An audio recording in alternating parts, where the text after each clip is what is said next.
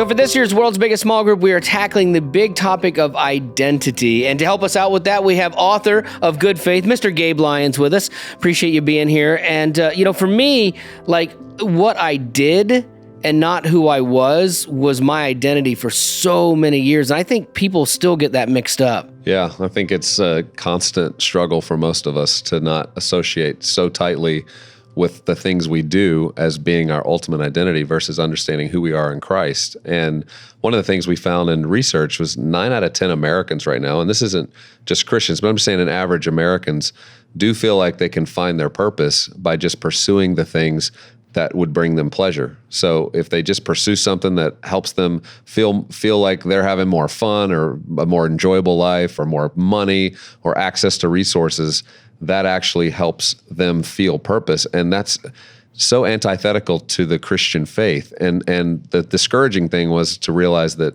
76% of practicing Christians believe that same idea. Really? So it was a bit of a crisis to go, wow, we've really bought in to this kind of Western idea that our purpose, our identity comes in just pursuing the things that we desire most. And I think the big idea for Christians in identity is understanding that we actually can only know who we are by knowing ourselves through our Creator, through God. And when we kind of stand in the mirror, which a lot of our culture would suggest, hey, if the longer you look at yourself, the longer you analyze your talents, the longer you analyze the things that bring you the most enjoyment, you'll find your purpose. And I think while some of that can be helpful tools to knowing how God's designed us, ultimately we can only know ourselves from a fixed point that's outside of ourselves.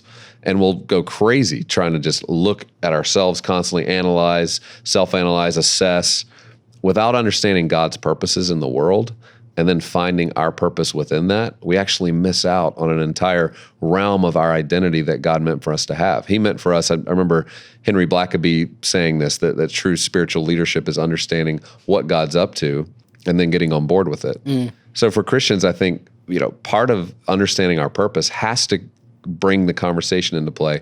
What is God up to in my church, my community, my family, the workplace that I've been called to or placed into for my occupation? But then also, how's He gifted me uniquely to contribute to His purposes in this place? It's not really about me. It's not about me just doing the things that I enjoy. He's given me desires in my heart. I know He wants me to enjoy those, but only if they really align with His purposes. And we can't get those things mixed up. And so I think we as Christians can find deeper identity by understanding God's purpose in the world, His mission in the world, and then figuring out how has He maybe designed me, positioned me, and placed me so that I can be a part of what He's up to. And I think then we find the deepest purpose. So how can I know God's purpose for my life? Well, we're going to go to the old Help Finder Bible here to attempt to answer that. In Romans 12, 1-2, it says, "And so, dear brothers and sisters, I plead with you, give your bodies to God because of all that He has done for you. Let them be a living and holy sacrifice, the kind He will find acceptable. This is truly the way to worship Him. Don't copy the behavior and customs of the world, but let God transform you into a new person by changing the way you think. Then you will learn to know God's will for you, which is good and pleasing and perfect." So apparently it starts from the inside out, and so discovering God's purpose for you begins with your whole heart commitment to God. And when you make yourself available to God, He promises that He will make His will known for you.